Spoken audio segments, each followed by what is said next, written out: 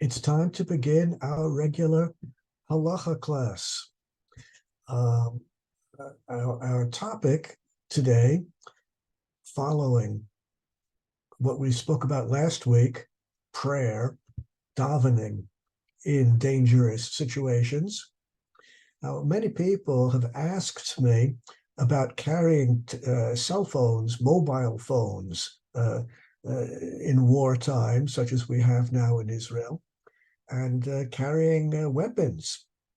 That's the issue which I want to address today. But before I come to that, let me ask you if you have any questions of a halachic nature which you would like to ask.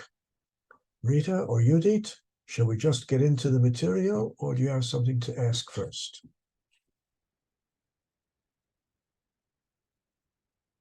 I don't have any questions yet. Thank you. Okay. Let's begin. I can get the stuff on the screen. I'm pretty sure I know how to do this. I've done it before. What do I do? Share screen. Click. Voila. The question of carrying a cell phone, carrying a mobile phone on Shabbos. What it says in the Gemara, here we have a quotation from the Gemara. The Gemara asks, Mahu lit taltule shraga de Hanukkah. Back in ancient Babylonia, in Bavel, in the days when the Gemara was written in Bavel, the primary religion, the major religion of the non-Jews there was Zoroastrianism, and in their religion, on the night of the winter solstice, it was prohibited for anyone to light any fire except for the one holy fire that they had in a secret place. In any event, the Jews, of course, in the winter solstice were probably, it falls at different times, but usually the winter solstice falls on Hanukkah. And the Jews were wanting to light the Hanukkah candles, of course, and this terribly upset the non-Jews there. And they made a law, a non-Jewish law, prohibiting anyone from lighting any fire. And this, of course, made a problem for the Jews. Well, the Jews ignored the law and fulfilled the mitzvah of lighting Hanukkah candles anyway. But the question was, after the candle burnt out, when the candle is no longer burning, if it's Shabbos, you lit the candle before Shabbos, and on Shabbos, the candle is no longer burning, it burned out. Can you move the candle to hide it so that the non-Jewish policemen will not be able to see it? That's the question. Is it muktzah, and you're not allowed to handle the candle? Or you just have to leave it where it was until after Shabbos, run the risk of being discovered by the non-Jewish policeman? Or can you move it and put it in a safe place? Makame Havre, you want to move it because of the Havre, the non-Jewish police there, and it's Shabbos. Rav answered the question, Shapedami, it's fine. Even though candles are usually muktzah, well, not usually, candles are muktzah. You're not allowed to handle a candle. Muktzah, of course, means you're not allowed to move an object, a pencil, which is muktzah on Shabbos or Yom Tov. You're allowed to touch. You're just not allowed to move it, right? It's an Isser Tiltul, a prohibition of moving muktzah items. Rob said it's okay, even though the candle is muktzah, you can move it so that the chaver, the non-Jewish policeman, will not see it and figure out that you broke their law. But then the Gemara says, Shasad Chak Rav permitted moving the candle only because it was Shasad Chak, an emergency situation. In general, Rav agreed that, of course, you're not allowed to move candles, whether they're burning or if they're burning, you're surely not allowed to move them. But even when they're not burning, even when they burned out, Rav agreed you're not allowed to move those candles around. But in this case, when it was Shas Atrak, he wanted to make sure that the non-Jewish police would not spot the candle and realize that you violated law. Now you can move it and hide it. That's what it says in the Gemara. Now, of course, we want to know whether or not this halacha is embraced by later poskim. After all, maybe there are other passages in the Gemara elsewhere which tell a different story. Let's see what the Shulchan Aruch has to say about this. The Shulchan Aruch says, these are the words of the Shulchan Aruch, Ner shehidliku bo boto Shabbat, a candle, like a Hanukkah candle, which you lit before Shabbat. And of course, that's what we do on Friday afternoon before lighting Shabbos candles. We light Hanukkah candles. Afal pisha kova, even though the candle burned out and it's not burning anymore, asur letaltalo, you're not allowed to handle it, you're not allowed to move it. Once again, there's no prohibition to touch it. The prohibition is letaltel, to move it or to handle it. Similarly, any leftover oil, back in those days, when we speak about a candle, you think of a wax candle which stands erect. But of course, in those days, ner, candle, meant an oil lamp. And when the oil lamp burned out and there's some oil remaining in the oil lamp, that oil is muktzah.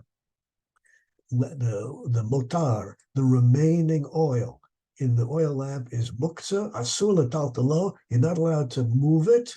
Listapek memenu, you're not allowed to use that oil to moisturize the skin or for anything else. Bota Shabbat, on that Shabbos. Well, not surprisingly, the Shulchan Aruch agrees with what we learned in the Gemara.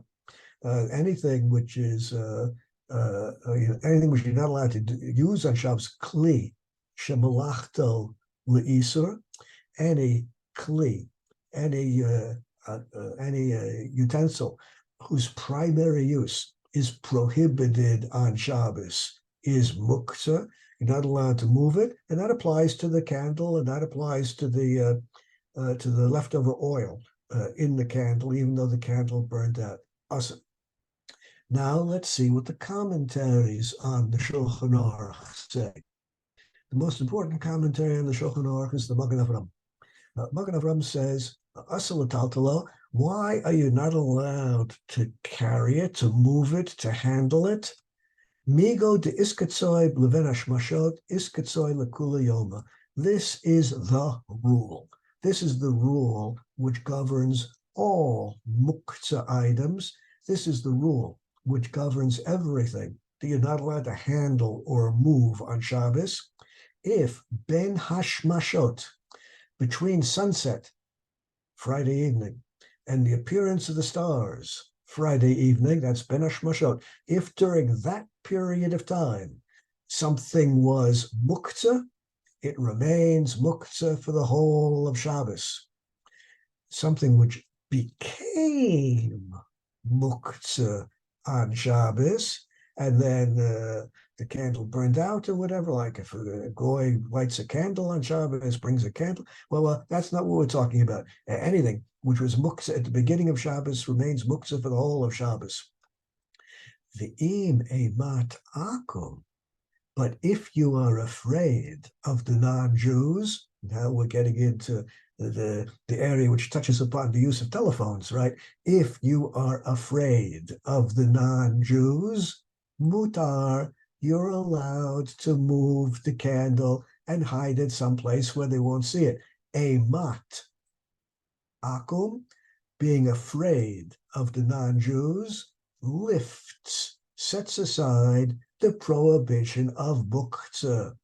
Well, now we're getting a clear idea that if there's a situation of ema, fear, then the telephone, which is normally the cell phone, the mobile phone, which is normally muktzah, that muktzah prohibition is lifted and you can move it.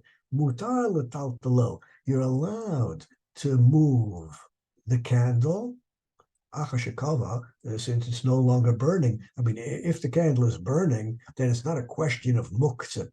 Why is it prohibited to move a candle while it is burning? That's not a muktzah. One of the prohibitions, one of the 36 prohibitions of Shabbos, is one of the 39 prohibitions of Shabbos is mav'ir, lighting a fire, or adding fuel to a fire. Another prohibition is mechabeh, extinguishing or removing fuel from the fire. And he's already obviously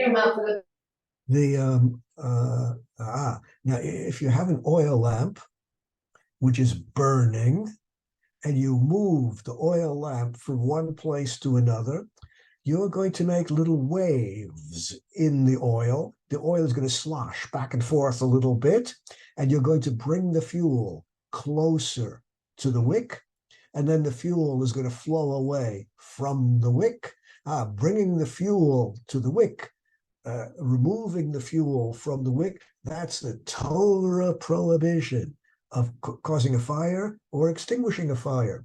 And therefore, if the candle is burning, there's a Torah prohibition to handle it. That gets set aside only in life-threatening situations.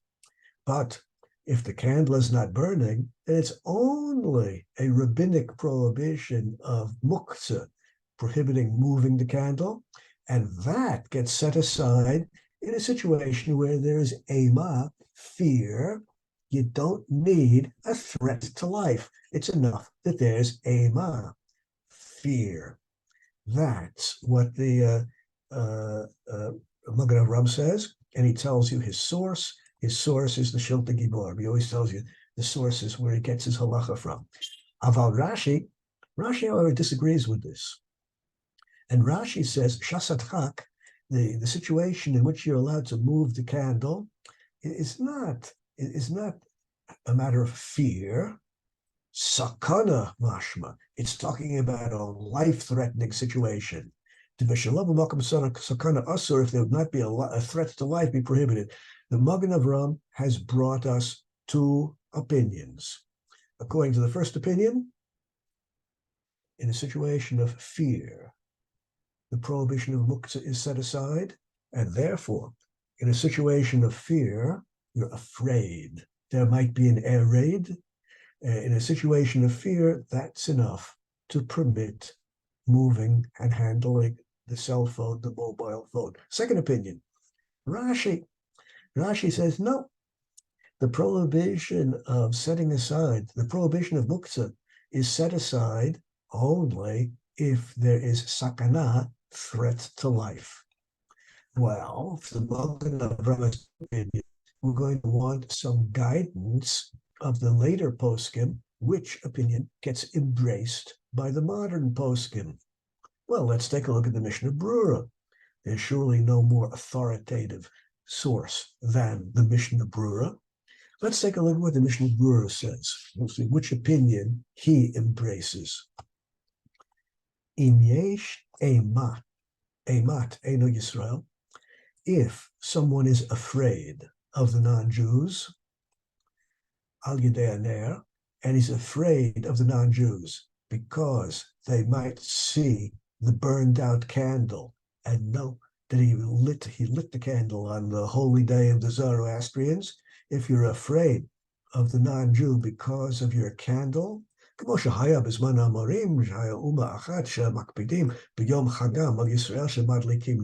back in those days there was a big religion in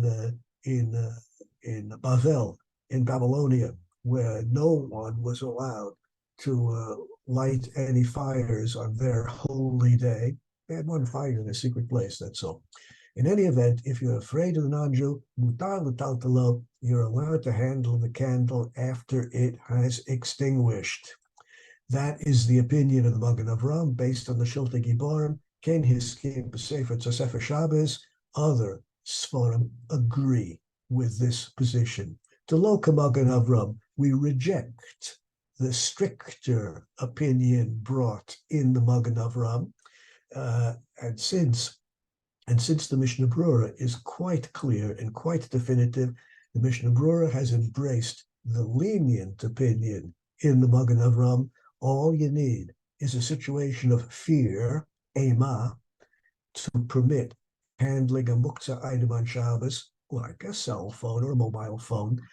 That's enough. You don't need a threat to life. It's perfectly clear why the Mishnah Brura embraces the lenient opinion here. After all, the prohibition of muktzah, the prohibition of handling, moving these objects is d'Rabbanan, as long as we're not talking about a lit candle, a candle which is burning. I spoke about an oil lamp, but the same is true in an ordinary wax candle. An ordinary wax candle, if you look at the candle carefully, well, everyone knows that surrounding the wick is a pool of melted wax. There's always a pool of melted wax surrounding the wick. And just like with an oil lamp, if you move it, you're going to make some waves, and the oil is going to slosh a little bit back and forth, coming closer to the wick and further away from the wick, which is a Torah violation of burning and extinguishing.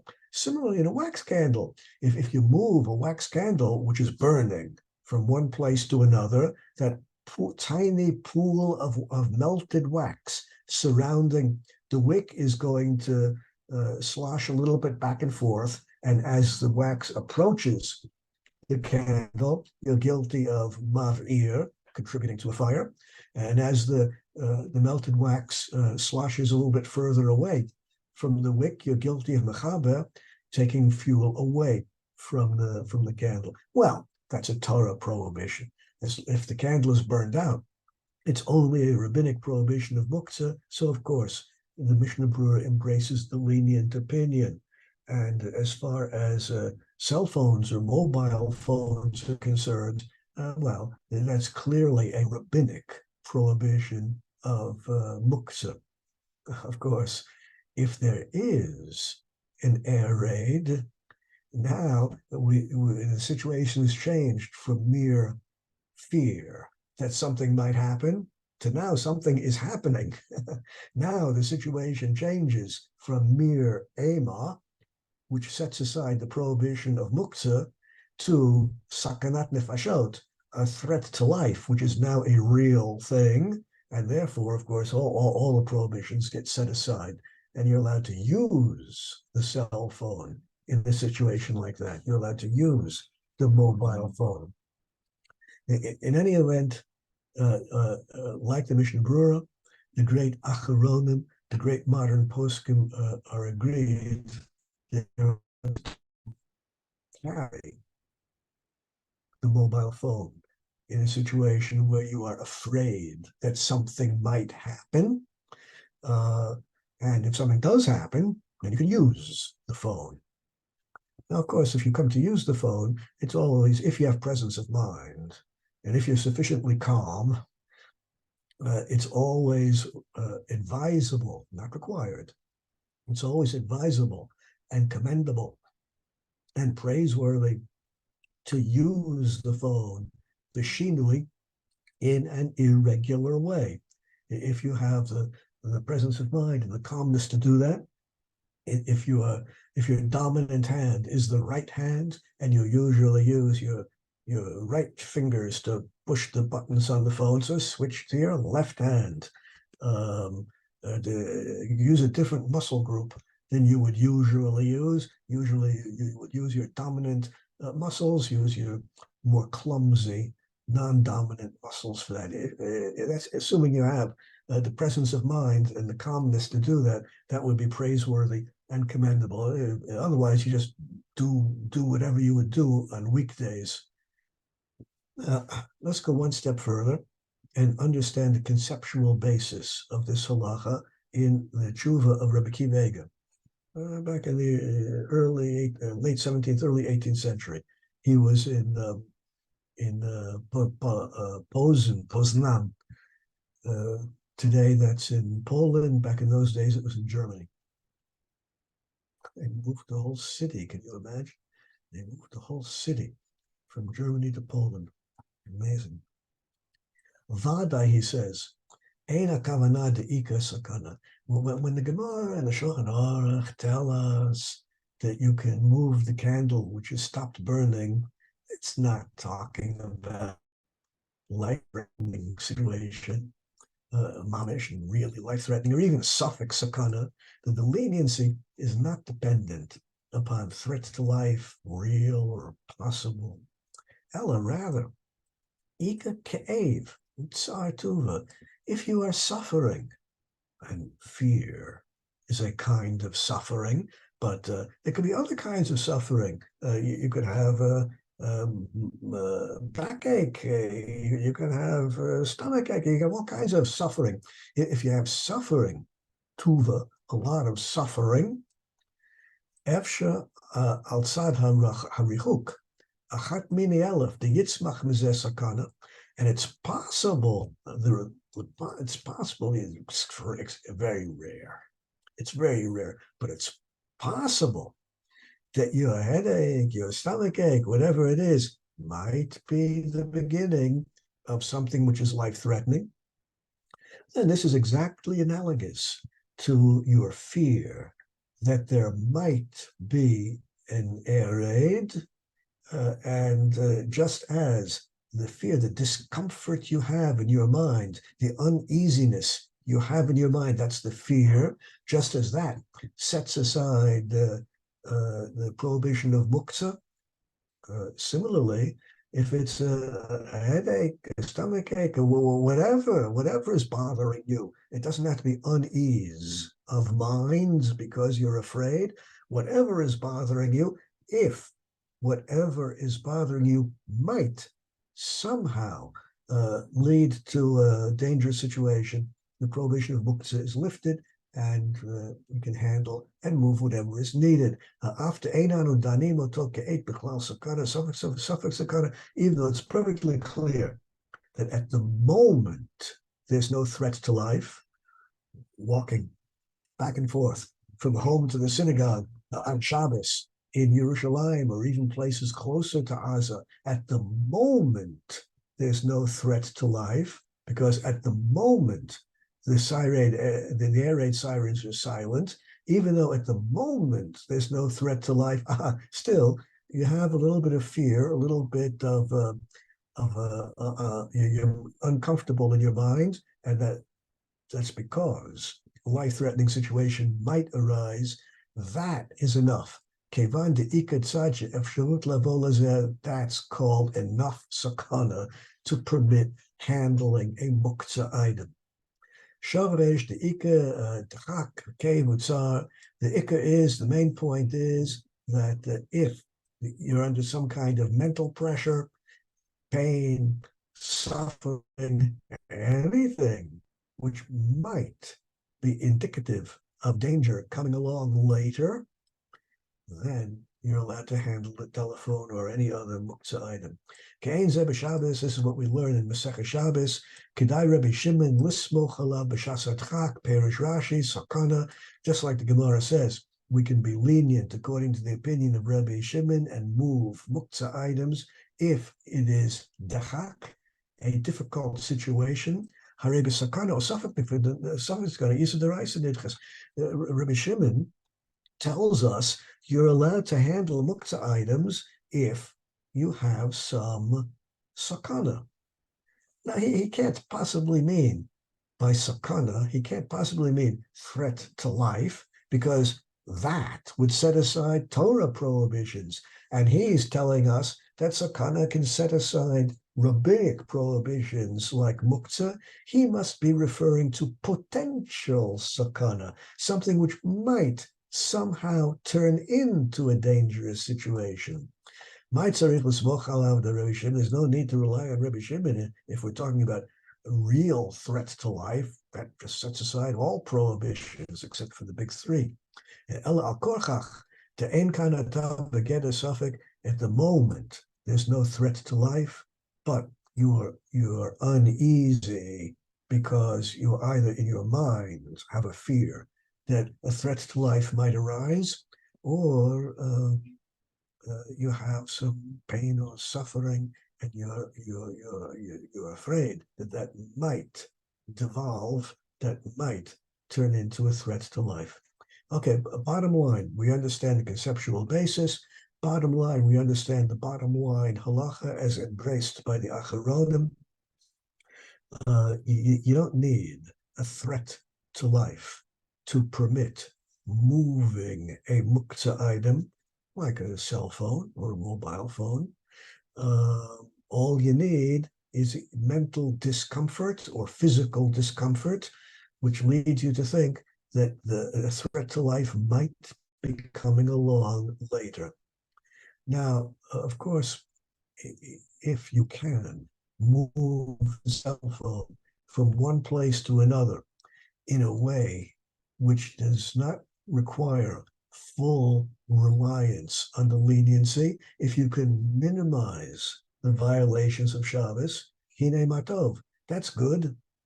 You don't know about the difference between boys and girls. I hope I do not violate the rules of if I point out that one of the differences, perhaps the biggest difference between boys and girls, has to do with pockets. Boys have them, girls don't.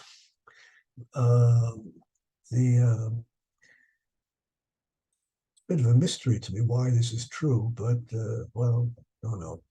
The rule of muktzah items, one of the rules of muktzah items, is you're not allowed to move them. You are allowed to touch them. One of the rules is tiltul min hatzad. Indirectly moving a muktzah item is permitted. What does it mean, indirectly moving a muktzah item? If what you are holding in your hands is a non-muktzah item, what I have an ordinary dictionary and English dictionary. No, that's not muktzah on Shabbos. If the pencil falls on the dictionary on Shabbos, or if the non-Jew puts it there, a child puts it there, however it came there, I can move the dictionary and the pencil moves along with it. That's called tiltul min hatzad, an irregular way of moving the muktzah item. And therefore, if you have a pocket, men might have a tallis bag, which they're going to carry with them to shul, or they might have a pocket in their trousers. If before Shabbos you put the cell phone in the tallis bag or in the pocket of your trousers, so you're not actually touching, you're not actually moving the cell phone, you're moving the tallis bag, you're moving your trousers, and the cell phone moves along with it. If that's convenient, that would be a nice chumrah, a nice strict position.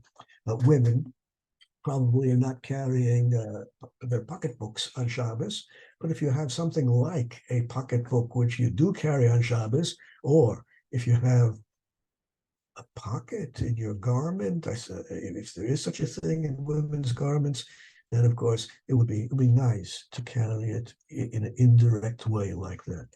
And if you come to use the phone because the threat of the threat of pikuach nefesh has turned into a real threat to life, then if you have the presence of mind, you'll use the phone in an irregular way.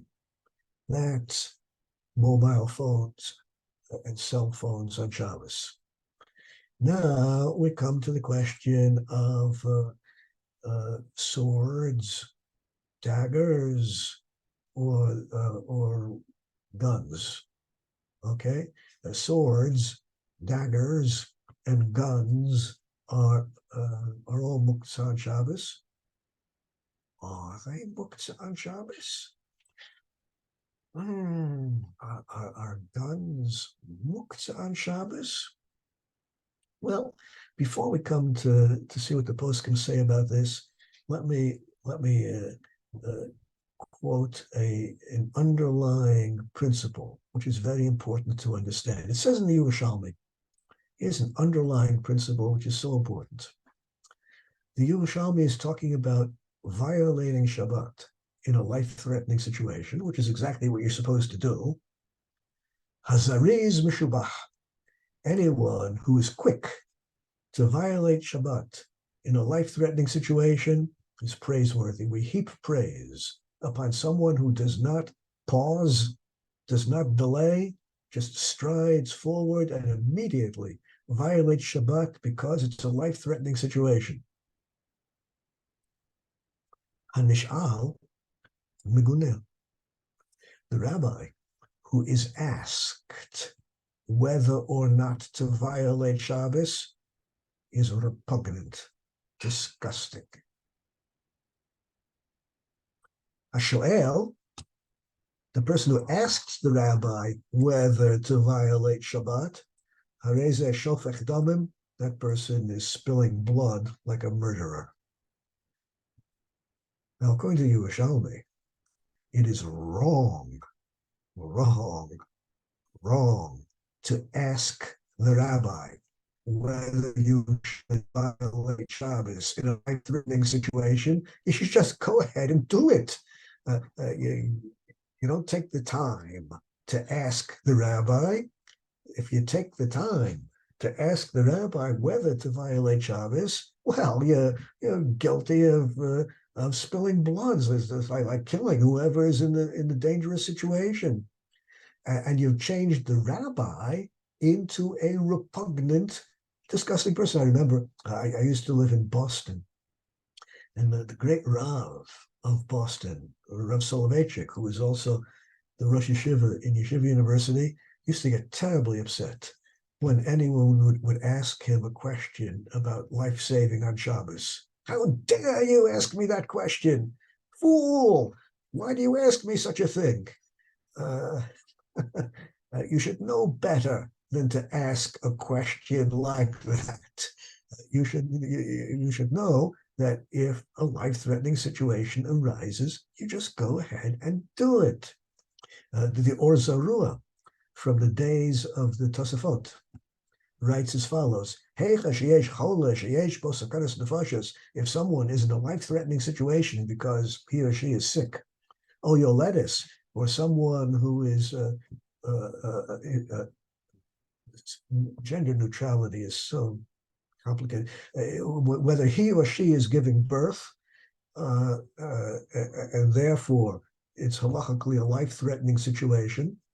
Yesh basafak nefashot, there's a threat to life if he or she is giving birth or very sick. Misheniftach hakever, once the womb has opened up, that is, once the birth process has begun. Exactly defining that point in time is a little bit of a machlokas poskim.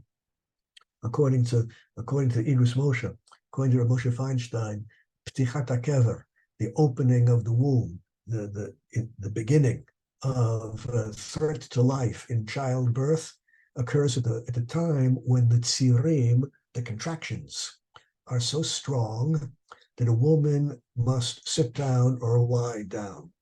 Of course, a woman might want to sit down or lie down earlier in the birth process when the contractions are more mild, but the woman could stand up and could walk around because the contractions are still relatively mild. When they get so strong that she cannot stand, cannot walk around, according to Rambam, according to Igros Moshe, that's called ptichat hakever. From that point on, we assume that her life is in danger. All of this, of course, assumes that there are no complications and that it's a perfectly normal pregnancy with no reason to suspect there's any problem. At that point in time, at that point in time, you do whatever is necessary for the person who's in a life-threatening situation. Cook, bake, slaughter a chicken, light candles, do whatever is necessary for them. If there's a rabbi in town, and people ask the rabbi, What should we do? Kol hanish'al harei ze meguneh. The rabbi who got asked the question is repugnant and disgusting. Shahayalo lidrosh techila shadavar mutar. He should have harangued the people long ago. He should have instructed the people long ago. If you find yourself in a life-threatening situation, don't come to me and waste any time. Instead of wasting time by coming to me, just do whatever you have to do. By wasting time and coming to ask the rabbi what to do, you're guilty of putting a greater threat on the life of the patient. And the mitzvah it's a mitzvah to stride forward and do whatever has to be done. Okay, that's the background. Now, let's speak about daggers, swords, and guns. First, the opinion of Rav Goren. Rav Goren was the chief rabbi of Israel after Rav Unterman. He was a pretty controversial figure. A lot of people didn't like him. I personally had and still have the greatest respect for him. He was a great lamdan, and but he's involved in certain political issues, and well, he succeeded in alienating just about everyone in the Israeli public. He had this fantastic ability to alienate people. The last group in Israel which held him in high esteem were the Torah-observant settlers in the Golan. Rav Goren, when he was the chief rabbi of Israel, was largely responsible for opening up the Golan for Jewish settlement. And the Jews there honored him greatly, esteemed him greatly, because he made the Jewish settlement in the Golan possible. As you probably know, there are many Torah-observant Jews in the Golan which moved there because of the influence of Rav Goren, and he was their hero until they made a big mistake. And the Torah-observant Jews in the Golan asked Rav Goren the wrong question. They said, "Right, Rav Goren, we are here doing the mitzvah of Yishuv Eretz Israel. We are settling the land of Israel and the Golan. Of course, we have to take trumot and maserot from locally grown produce. Of course, when the Shemitah year comes, we must observe all the laws of Shemitah. Is that not so, Rav Goren?" The Torah-observant Jews asked him, and he wrote back to them, "Who said you're in Eretz Israel? You're not in Eretz Israel at all. You're in the Golan. No mitzvahs of Eretz Israel there." Well, he lost with a single blow the last group of people who held him in respect, who honored him. When he died, I was one of a handful of people, 20, 25 people who attended his funeral. The funeral was here in Yerushalayim. I attended it, and I noticed that during the funeral, while his brother-in-law was making a hesped, a limousine drove up outside together with a security detail, and the chief rabbi of Israel, Rav Lau, stepped out of the limousine while holding a cell phone to his ear and engaging in a conversation. He stepped out of the car, stood next to the car for around 5-10 seconds while conversing on the cell phone, got back into the car and drove away. So I suppose if anyone would ask him, did he attend the funeral, he could say yes. But I think I was the only one who spotted him there. I'll call upon him. I have the greatest respect for him. He was really, really a formidable Talmud Chacham. Let's see his words. Neshek, a weapon, miyuad be'ikaro l'hagana, which is intended primarily for self-defense. Primarily for self-defense. Eino miyuchad imunim. We're not talking about a weapon which is only used for practice. We're talking about a weapon which is used for self-defense. Eino nechshav l'muktzah b'Shabbos. A weapon whose primary use is self-defense is not muktzah on Shabbos. Because on Shabbos you're allowed to defend yourself. And therefore, a weapon whose primary use is self-defense is not a kli shemalachta le'isur, and is not a utensil primarily used for prohibited purposes like a pencil, and is therefore simply not muktzah on Shabbos. When you have the weapon ready for use to defend yourself, you want to defend yourself because it might be a life-threatening situation, or bitrona medina, or this might be a security situation because we have enemies. We're surrounded by enemies. Lachein, therefore, Shabbos hutro l'tzorchei bitachon chiyuniyim. Of course, Shabbos gets set aside for vital means life-threatening security issues.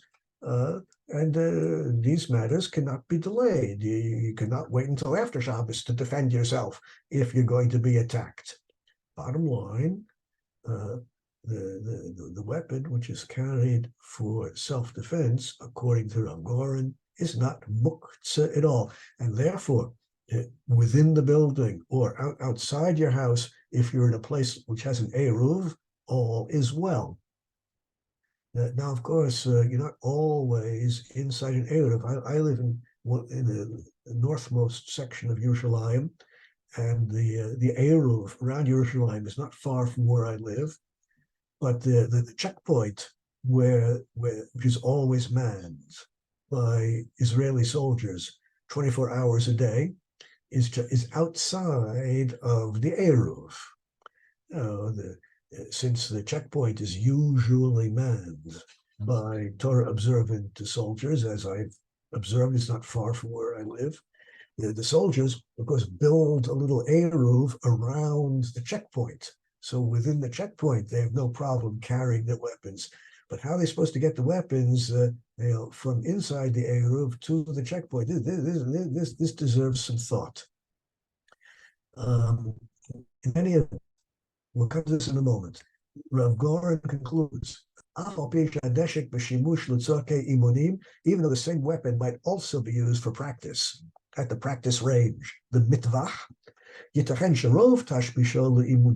it could be that you use it much more for practice at the practice range. You might never actually have to fire the gun in self-defense. Nonetheless,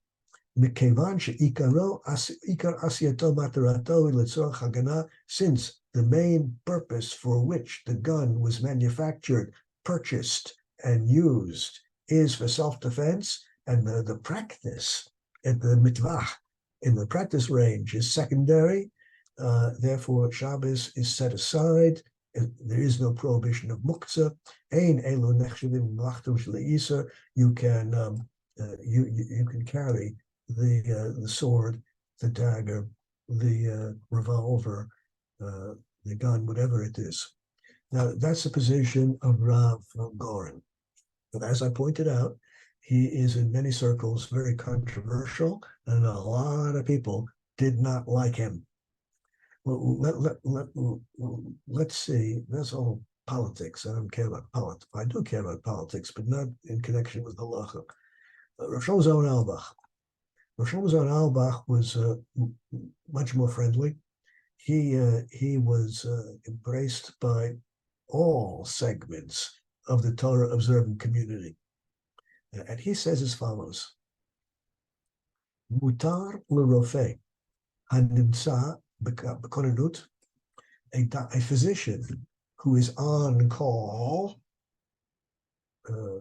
sitting at home, waiting for a call. He's on call for Shabbos.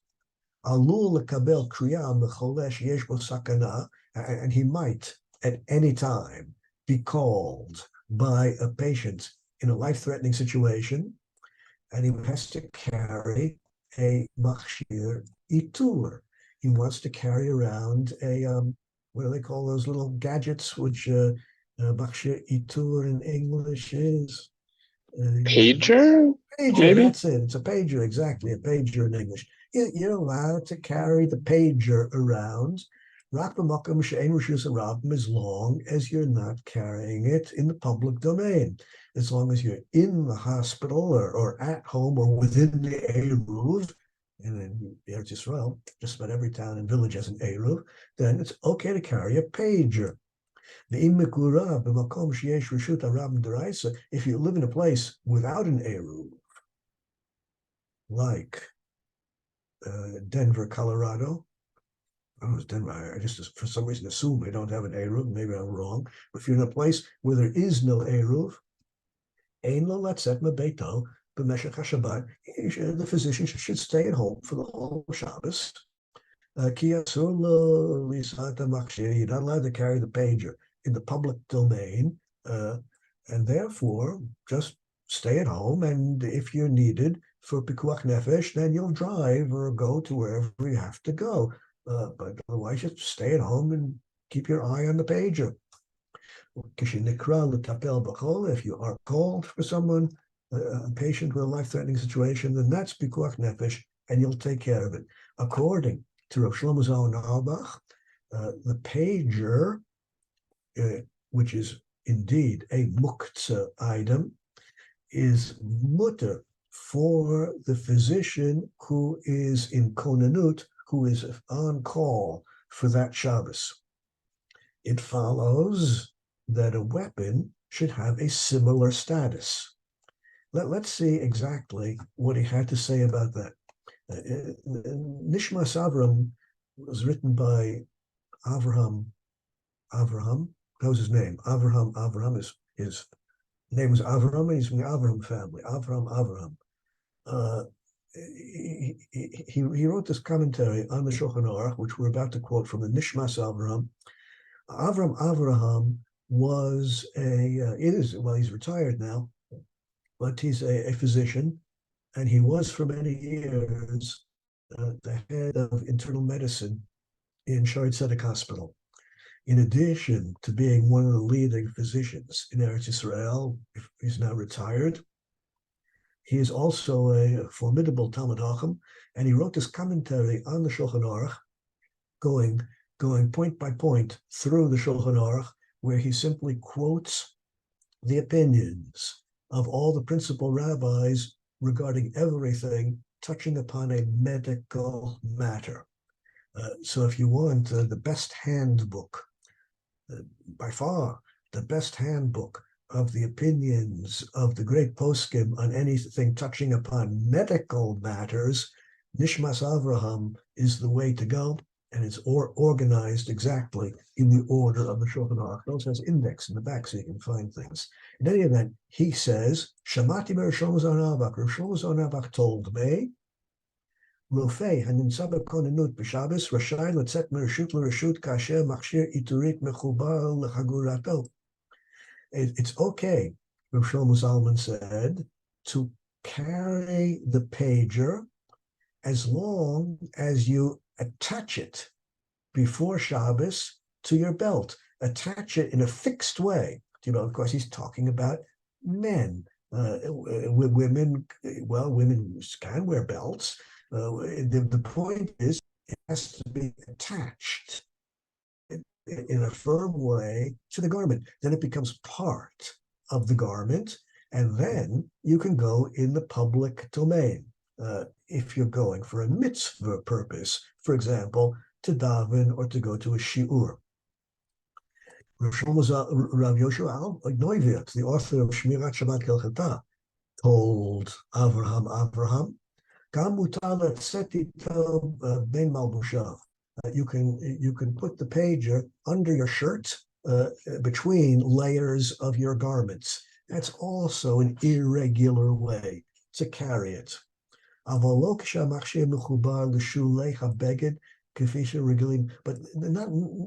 if the pager is just clipped onto your belt or clipped onto your garment in a way that you would remove it easily and put it back on. Similarly, you cannot just put it under your hat or in your shoe. It has to either be attached to the garment or layered between garments. Similarly, the physician is allowed to carry a mobile telephone or a palm computer. Remember that they used to have these handheld computers were called palms, and now they have much better things called smartphones. You're allowed to carry the palm or now we have smartphones, ben mal bushav, between the layers of your garments, so that you'll have it if you're called by a patient who's in a life-threatening situation. Further, Rav Neuwirth, the author of Shmirat Shabbat Gilchata, told me these items are not muktzah. And if there's an eruv, then you don't need all of these regulations about firmly attaching it to a garment or putting it between the layers of your garments. It's just not muktzah. All of this attaching to the garment business has to do with living in a place where there is no eruv and you want to go to shul to daven. Okay, now you'll notice that we have quoted many rumors here. Avram has told us what he heard from the great rabbis, and I don't get along well with rumors. When I read in a sefer, such as we've just seen the quotations, so Rabbi so-and-so told me such and such, I'm a very cynical person. Something about like if I look at the keyboard in front of me at the moment, the /S is very much used. I always have a lot of /S's. I'm a very cynical person, and I always wonder. He said the great rabbi told him this, or he says the great rabbi told him that. How accurately is he reporting the opinion of the great rabbi? And more importantly, what exactly was the question he asked? The horrible truth is, you can get just about any answer you want from a rabbi if you are clever enough to phrase the question in exactly the right way. Well, depending upon the exact phraseology of the question, you get very different answers. And of course, in books like this, which are basically rumor after rumor, I heard this from that rabbi and something else from another rabbi, a cynical person like me wonders what exactly was the question to which the great rabbi responded. Some of the great rabbis, like Reb Moshe Feinstein, in the Igros Moshe, Reb Moshe Feinstein publishes only the answers. Reb Moshe Feinstein usually summarizes himself the question before giving the answer, but he doesn't print the actual text of the question. Here and there are a few examples where the person who received the tshuva from Reb Moshe Feinstein, from the Igros Moshe, published the whole thing himself in some journal. And there we have the whole text of the question as well. Occasionally, there are a few examples when I succeed in locating the question. I say, oh, that's what he was talking about. That's why the answer seems like such a radical departure from the other poskim, because he was talking about that situation. That's what he was asked about. Well, for all of these reasons, I'm very cynical about these quotations. Let's see how it gets worse. The two great rabbis who we've just seen quoted are Rav Neuwirth, the author of Shmirat Shabbat Gilchata, and Reb Shlomo Carlebach. Let's look in Rav Neuwirth's book that he published. This is not a rumor. This is the book that he published himself. What's he say?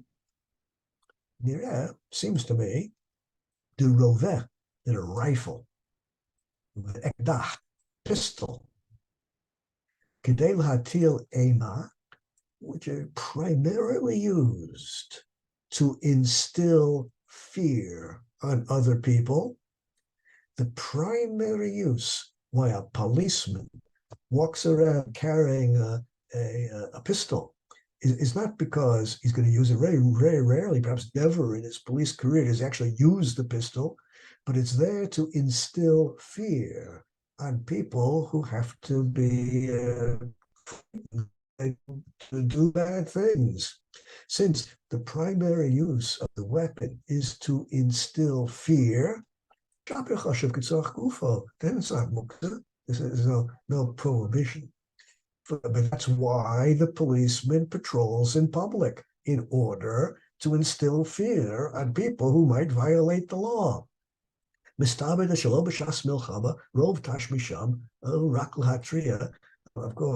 Of course, if we're talking about a soldier on the battlefield, well, he's actually shooting the rifle, but that's pikuach nefesh. But if he's just a soldier on patrol, he's carrying the weapon kedei lahatil ema in order to instill fear on the people. So the idea sounds in his book exactly as he was quoted by Avram. But let's go one step further. The Shulchan Shlomo of Reb Shlomo Carlebach says, we have to think about are you allowed to carry a club, a baseball bat as a weapon? Are you allowed to carry a baseball bat as a weapon, a roveh, or a rifle? Biyad, are you allowed to carry these things in your hands? In a place where you're afraid that you might get attacked, and carrying the weapon, the baseball bat or the rifle, is going to deter people from attacking you. Gam belisho maisa, you don't have to do anything, just hold it in your hand, and that'll scare away the people who might otherwise attack you. Havalek kamea, this is no worse than an amulet, which you're allowed to carry. Gemara says you're allowed to carry an amulet on Shabbos if the amulet is going to ward off disease. Just as the Gemara says you're allowed to carry an amulet on Shabbos, which will ward off disease. Well, that's what carrying a rifle or carrying a baseball bat accomplishes on Shabbos. It wards off attacks. Again, Reb Shlomo Carlebach in his own book sounds exactly like Avram quoted him. Now comes the problem. The footnotes in these two books refer to each other as the source.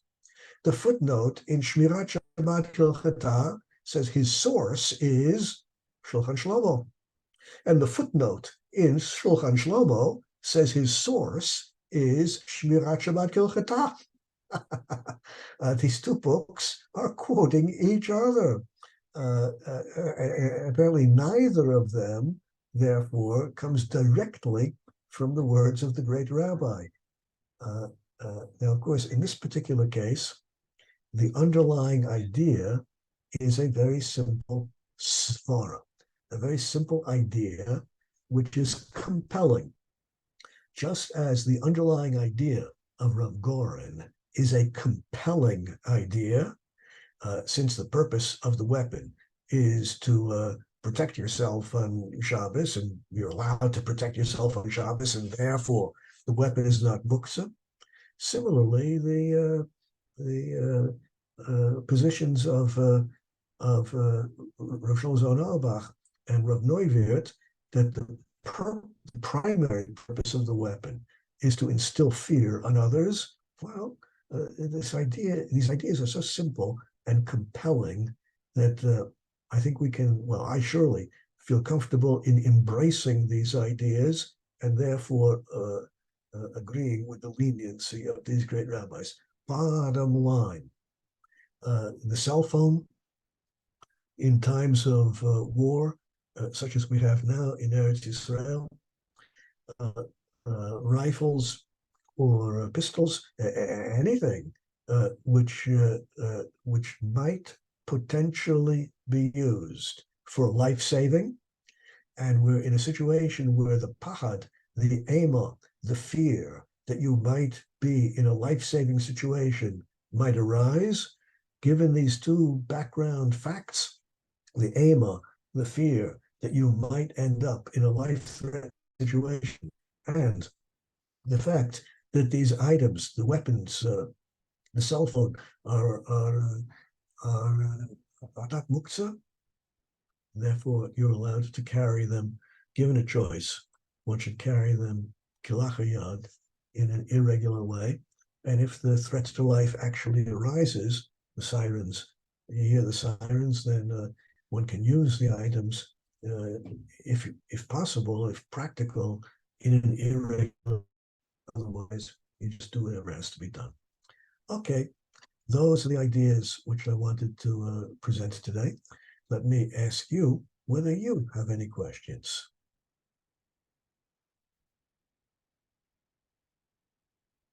Rabbi Fink, can you hear me? Yes, yes, I could can. I You did. Yeah.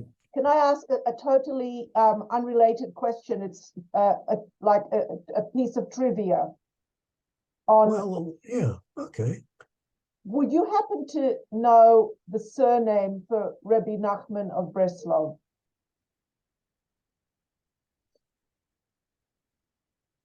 You mean more than Nachman? That's his Christian name, his surname, like Fink. I do not know, but I suspect that he did not have a family name. After all, family names became common in Europe only where Napoleon was in control. Wherever Napoleon conquered lands, he one of the things he did was to make a registry of the population, and everyone had to have a family name. Before Napoleon, there were a few families which had family names, like Abarbanel. There's an Abarbanel family, or Ibn Ezra. Every generation was an Ibn Ezra. There were a few families which had family names before Napoleon, but there were very few and special families.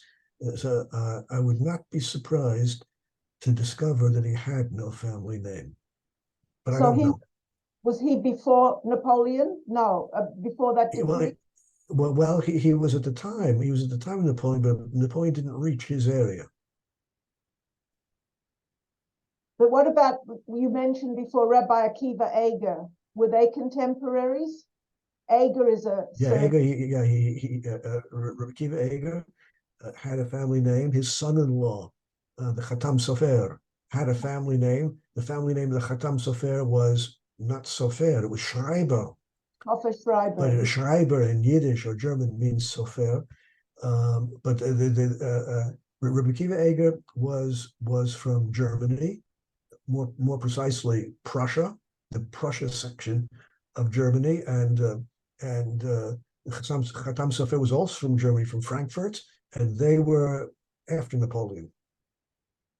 Oh, I see. Okay, many thanks. Okay. I'll try to look into the family name of Rabbi Nachman, and I'll let you know if I find anything. Thank you. Shabbat shalom. Shabbat shalom and safe Shabbos as well. Amen. Shabbat shalom. Safe Shabbat. Yes, thank you as always, Fink. This is really illuminating.